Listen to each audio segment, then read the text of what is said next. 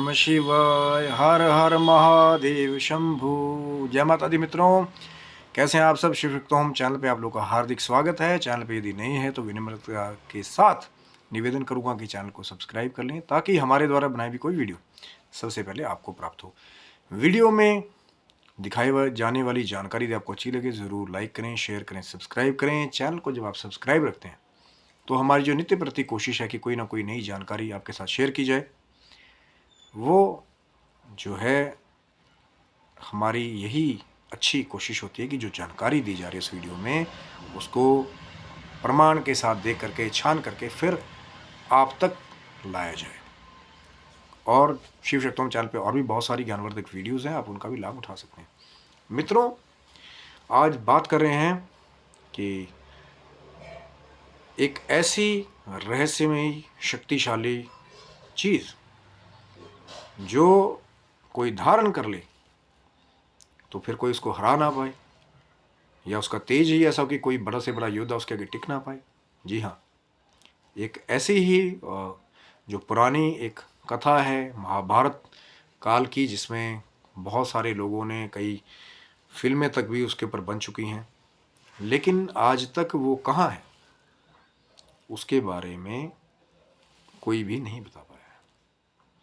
आज बात कर रहे हैं सूर्यपुत्र कर्ण, जो महायोद्धा थे, कर्ण के कवच और कुंडल के बारे में। अभी हो सकता है कि ये जो हम बात कर रहे हैं इसकी चर्चा बड़ी लंबी हो, लेकिन थोड़ा संक्षेप में बात करने की कोशिश करेंगे कि कहाँ है, जो क्यों जो है वो सूर्य पुत्र कर्ण ने अपने कवच और कुंडल उतार के दिए थे, किसको दिए थे। कथा थोड़ी सी मैं आपको वैसे ही, जिनको नहीं पता महाभारत काल के बारे में, कि कैसे एक योजना बना करके इंद्रदेव ने, क्योंकि जैसे कर्ण जो हैं वो सूर्य से उत्पन्न हुए थे। कथा बहुत लंबी है कि मंत्र के द्वारा कैसे सूर्यदेव का आह्वान किया गया था, जो सूर्यदेव की कृपा से कैसे कर्ण का जन्म हुआ था, और क्यों माता कुंती ने त्याग दिया था कर्ण को पैदा होते ही। बड़ी लंबी एक कथा है। आज सिर्फ बात करने की कोशिश करें कवच और कुंडल के बारे में जो सूर्यदेव के थे। तो कहते हैं कि जैसे ही सूर्य से उत्पन्न हुए थे कर्ण, तो इंद्रदेव की मंत्र की कृपा से जो है अर्जुन का जन्म हुआ था। तो पूरा इतिहास इसका गवाह है कि सूर्य पुत्र जो कर्ण थे, बड़े दानवीर, महाबली योद्धा, और जो उनके पास वो कवच और कुंडल थे।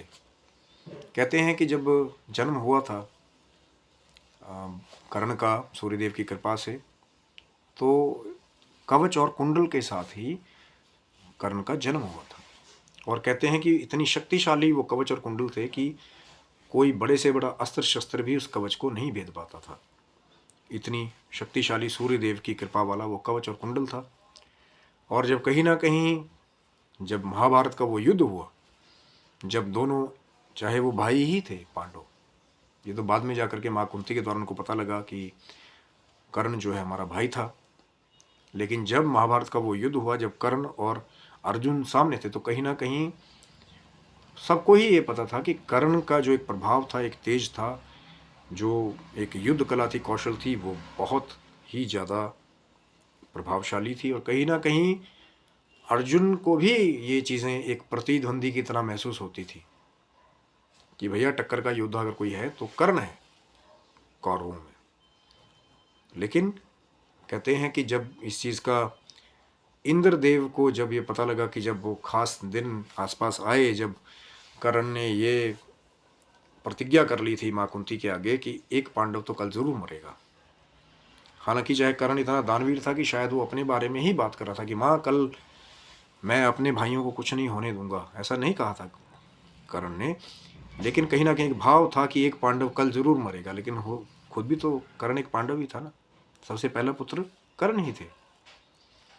लेकिन जैसी शपथ की थी, जैसे इंद्रदेव को पता लगा कि कर्ण ने शपथ कर ली है कि एक पांडव कल जरूर मरेगा रण में, तो उनको सबसे पहला ये डर था, क्योंकि कहीं ना कहीं जो प्रतिद्वंदिता थी वो कर्ण की और जो अर्जुन की वो ज़्यादा चलती थी। और इंद्रदेव को ये पता था कि जो कवच और कुंडल सूर्य देव के पुत्र कर्ण के पास हैं, उनके द्वारा कोई भी अस्त्र शस्त्र हो, चाहे वास्तविक शक्ति का प्रयोग तब हुआ कर्ण के ऊपर जब कवच और कुंडल ले लिए गए थे पहले से। और कवच और कुंडल लिए किसने? तो इंद्रदेव को जब ये चीज़ पता लगी कि भैया कवच और कुंडल से तो उसको हराया नहीं जा सकता, तो उन्होंने छल के द्वारा, माया के द्वारा जो है कवच और कुंडल लेने की कर्ण से कोशिश करने की योजना बनाई। लेकिन कहते हैं कि जिस दिन प्रातःकाल जो है इंद्रदेव, क्योंकि उनको ये पता था कि जब प्रातः जब कर्ण जो है वो सूर्य उपासना करते हैं, उसके बाद जब दान के लिए कोई भी उनके पास जाता है तो उसको वो मना नहीं करते। तो उन्होंने यही युक्ति बनाई कि जाकर के मैं कल ये जब प्रातःकाल सूर्य उपासना करने कर्णदेव जाएंगे तो मैं ब्राह्मण का वेश बना करके इनसे इनका कवच और कुंडल ही ले लूँगा। लेकिन कहते हैं कि रात्रि में ही सूर्यदेव को जब इसका पता लगा कि सूर्य ग्रहों के राजा भी हैं, तो भैया देवताओं की चाल का उनको भी पता रहेगा। तो सूर्यदेव ने जाकर के कर्ण को पिछली रात ही चेता दिया कि कर्ण, कल इंद्रदेव आपके साथ छल करने के लिए आएंगे, आपसे आपका कवच और कुंडल मांगेंगे, तो मत देना। लेकिन कहते हैं कि कर्ण इतने दानवीर थे कि उन्होंने कह दिया अपने अंश स्वरूप पिता से कि महाराज, मैं कल दान अवश्य करूंगा, चाहे कोई भी हो, चाहे मेरे प्राण ही क्यों ना चले जाए। तो ये वो ऐसे धीर दानवीर जो है हमारे भारतवर्ष में बहुत कम हुए हैं, जो अपना सर्वस्व तक कुर्बान करने के लिए तैयार रहते हैं। तो कर्ण ने कह दिया कि महाराज मैं तो ज़रूर करूँगा, आप रुकिए चाहे ना रुकिए। और कहते हैं कि अगले दिन प्रातःकाल, जैसा इंद्रदेव ने जैसी योजना बनाई थी, प्रातःकाल कर्ण जो है वो सूर्य उपासना के लिए गए। स्नान करने के बाद पहले तो जो है नदी में स्नान करके वहीं से सूर्यदेव को अर्घ दिया जाता था। कई बार तो लोग ऐसी भी साधनाएं करते थे कि गले तक पानी या गोडे गोडे तक पानी, फिर अर्घ या तर्पण वहीं पे अपने पितरों के लिए, देवताओं के लिए वहीं किया जाता था वैदिक काल में। तो फिर जैसे ही प्रातःकाल सूर्यदेव गए वहाँ पे और सूर्य उपासना की, स्नान करके जब कर्ण गए वहाँ पे, कर्ण ने सूर्य उपासना की, अर्घ दिया, और जैसे ही वापस आए तो तट पे, अब हालांकि पता था कर्ण को पहले कि ऐसा एक जो प्लानिंग है, जो छल है, वो किया जरूर जाएगा, लेकिन कहीं ना कहीं शायद कर्ण भी जानता था कि जो प्रतिज्ञा मैंने की है, शायद उसके मन में भाव था कि आज मैं अपना बलिदान दूंगा, क्योंकि कर्ण दानवीर था। चाहे अन्न का दान, या चाहे सोने का दान, या चाहे अपने प्राणों का ही दान, तो पहले से ही वो निश्चित था। ऐसा वीर बलवान, तो इंद्रदेव वही ब्राह्मण का रूप बना करके जैसी युक्ति उन्होंने बनाई थी वो चले गए कि आइए आइए, जो है कर्ण, आप, मैंने सुना है बड़े दानवीर हैं, तो अभी आप स्नान करके आए हैं, सूर्य उपासना करके आए हैं, तो कुछ ब्राह्मण को दान दीजिए, लेकिन दान वो हो जो मेरी इच्छा शक्ति के अनुसार हो। तो कर्ण ने वहाँ मना करने के बाद भी फिर भी कह दिया कि दान मैं आपको अवश्य करूँगा, लेकिन जो इतना आप इच्छा शक्ति वाला दान मांग रहे हैं, पहले उसके बारे में अपनी इच्छा बताइए। जब इच्छा व्यक्त कर दी इंद्रदेव ने कि आपका जो कवच और कुंडल है बड़ा दिव्य है, इसे ही मुझे दान कर दीजिए, तो फिर कर्ण ने कहा कि आप कोई योद्धा तो है नहीं कि जो इसको पहन करके आप युद्ध कौशल में लड़ने जाएंगे। कवच का तो काम ही है ना युद्ध में लड़ना, रक्षा करना। आप तो एक ब्राह्मण हैं, ब्राह्मणों का क्या काम है युद्ध से? तो अपना जो असली रूप है वो मुझे दिखाइए, कितना बड़ा जो दान आप मांग रहे हैं, आप असली में है कौन, मैं दूंगा आपको ज़रूर। तो कहते हैं कि जो इंद्रदेव हैं वो अपने असली रूप में आए और अपना असली रूप दिखाया सूर्यपुत्र कर्ण को। और कहते हैं कर्ण ने फिर, क्योंकि जो कवच और जो कुंडल थे वो कर्ण के अंगों के साथ जुड़े हुए थे। मैंने कहा ना कि जैसे वो पैदा हुए थे उनके साथ ही वो कवच और कुंडल जो हैं उसको लेकर ही पैदा हुए। तो फिर अब कई जगह दिखाया जाता है कि कटारों से अपने कानों का छेदन करके, खून से लथपथ होकर के, फिर अपने कुंडल निकाल करके, अपने छाती को एक तरह से लहू लुहान करके दानवीर कर्ण ने वो कवच और कुंडल उतार करके इंद्रदेव को सौंप दिए। सब कुछ जानने के बावजूद भी, सूर्यदेव के चेताने के बावजूद भी, इंद्रदेव की प्लानिंग को जानने के बावजूद भी, इंद्रदेव का साक्षात स्वरूप दर्शन करने के बाद भी, क्योंकि वो दानवीर कर्ण थे जिन्होंने शायद ये प्लानिंग पहले से कर रखी थी कि हाँ, आज मैं ये अपना कवच और कुंडल दान करूँगा, तो जो मेरे छोटे भाई हैं, चाहे वो अर्जुन है, क्योंकि कर्ण को पहले पता लग गया था माँ कुंती के द्वारा, कृष्ण जी के द्वारा, कि ये जो बाकी पांडव हैं ये आपके भाई हैं। और कर्ण ने जब ये प्रतिज्ञा कर ली थी तो कहीं ना कहीं शायद ये भाव कर लिया था कि मैं अपना बलिदान दूंगा जिससे मेरे छोटे भाई जीवित रहेंगे, पर जो प्रतिज्ञा मैंने कर ली है, जो जुबान मैंने दे दी, जो वचन दे दिया है, उसको मैं ज़रूर पूरा करूँगा। तो कर्ण ने वैसा ही किया, अपने कवच और कुंडल दान कर दिए। और कहते हैं फिर कि इंद्र भगवान ने भी कर्ण की निष्ठा से प्रसन्न होकर के कि इतना बड़ा दानवीर तो मैंने आज तक नहीं देखा, तो उन्होंने भी एक खास अस्त्र जो है वो मांगने को कहा था कर्ण को कि मांगिए महाराज, मैं प्रसन्न हूँ, देवराज इंद्र आपकी सेवा से प्रसन्न है, मांगिए, क्या मांगते हैं आप, मैं भी आपको वर देना चाहता हूँ। तो पहले तो कर्ण ने मना कर दिया कि भैया दान के बदले में कुछ लिया नहीं जाता, नहीं तो दान की महत्वता खत्म हो जाती है। लेकिन फिर भी बहुत, जब कि इंद्रदेव देवताओं के राजा हैं तो एक देवताओं की मर्यादा को रखना है। अब देवता का मतलब है देने वाला। जब कोई देवता का दर्शन हो जाता है तो फिर एक मर्यादा है ना कि आएगा तो कुछ दे के जाएगा।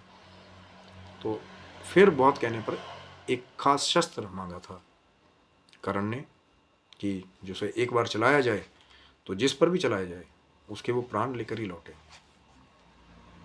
और ऐसा अस्त्र, महाअस्त्र दिया था एक शक्ति स्वरूप इंद्रदेव ने कर्ण को। और कहते हैं कि यही अस्त्र जो है वो रखा तो गया था वैसे, कहते हैं कि अर्जुन के लिए संभाल करके, लेकिन घटोत्कच जब युद्ध में प्रलय मचाने लगे, सारी सेना को अकेले नाश करने लगे, तो मजबूरन दुर्योधन के कहने पर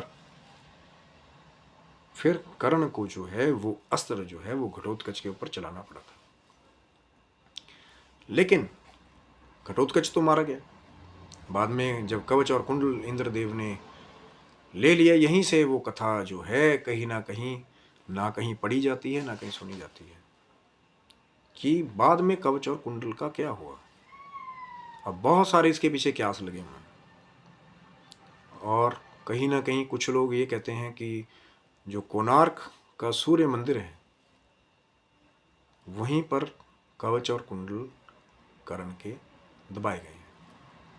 ये एक बहुत सारे लोगों का एक मत है।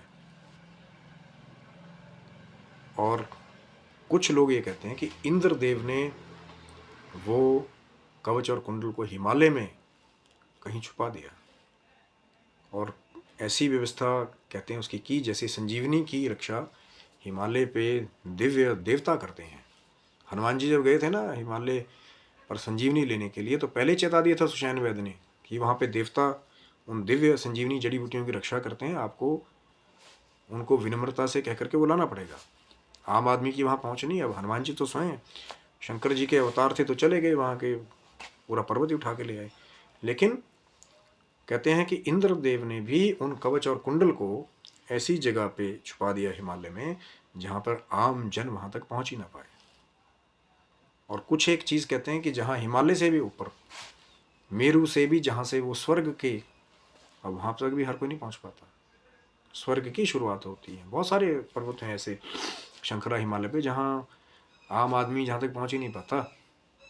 तो कहते हैं कि फिर उनसे ऊपर भी कि स्वर्ग के किसी स्थान में जाकर के इंद्रदेव ने वो कवच और कुंडल को छुपा दिया। लेकिन ये जो कोणार्क मंदिर वाली जो कथा है, जो बहुत सारे एक मान्यता है कि जो सूर्य नारायण के द्वारा जो बचपन से कर्ण को जो कवच और कुंडल मिले थे वो इंद्रदेव ने कोणार्क मंदिर में जाकर के वहाँ कहीं छुपाए हुए हैं। अब ये रहस्य है, और शायद ये रहस्य आज का नहीं है, महाभारत काल से ही चला आ रहा है।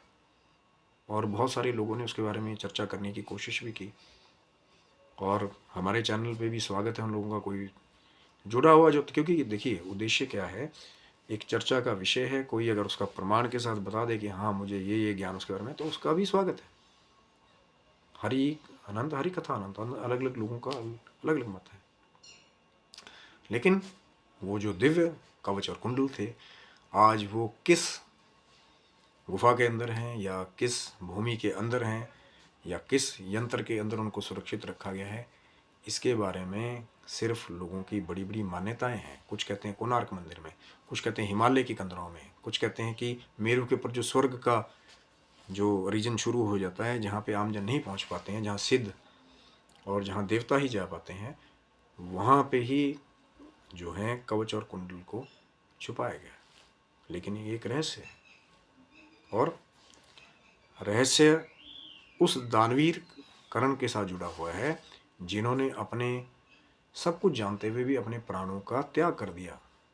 क्योंकि जब तक वो कवच और कुंडल रहते, पूरी पृथ्वी में कोई ऐसा योद्धा नहीं था जो कर्ण को हरा देता, क्योंकि कोई भी अस्त्र शस्त्र उसको भेद नहीं सकता था, ऐसा वो दिव्य कवच और कुंडल था।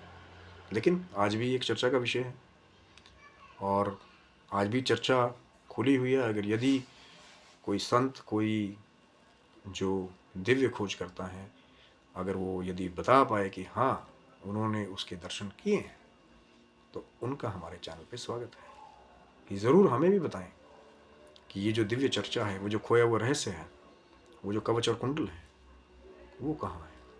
और भी महाभारत काल से जुड़े बहुत सारे रहस्य हैं कि कुछ ऐसे ऐसे अस्त्र थे, महाअस्त्र थे, शस्त्र थे, कुछ ऐसे रूप बदलने वाले योद्धा भी थे।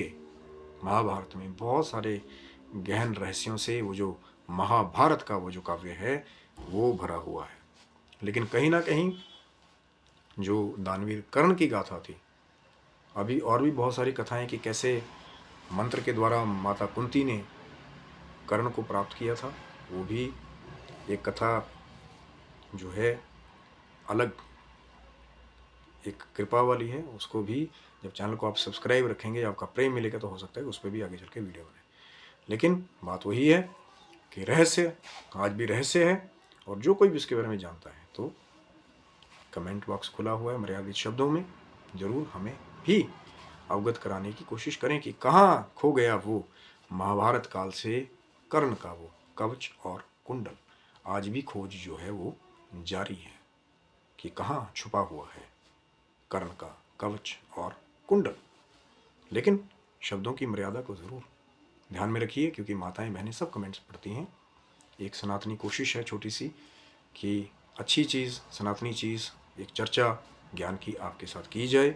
नहीं आपको कोई चीज़ अच्छी लगेगी तो ज़रूर मर्यादित शब्दों में हमारे को कमेंट में बता सकते हैं, या जिसको ये ज्ञान हो या जिसने एक्चुअल में दर्शन किए हों अगर, तो उनका भी हमारे चैनल पर स्वागत है। हमें ज़रूर बताइएगा उसके बारे में, ताकि जो हमारे दर्शक हैं उनको भी आगे इससे जुड़ी हुई कोई खोई हुई जानकारी ज़रूर मिले। आगे चर्चा जारी है, अगर कोई जानकारी मिलेगी चैनल को सब्सक्राइब रखिएगा, हो सकता है वो वीडियो जल्द ही आपके पास हो जाए। तो आप स्वस्थ रहे, मस्त रहे, भगवान शिव की, माँ जगदम्बा की कृपा आप सबके ऊपर बनी रहे, और आपकी सभी मनोकामनाएं भगवान शिव, माता रानी पूरी करें।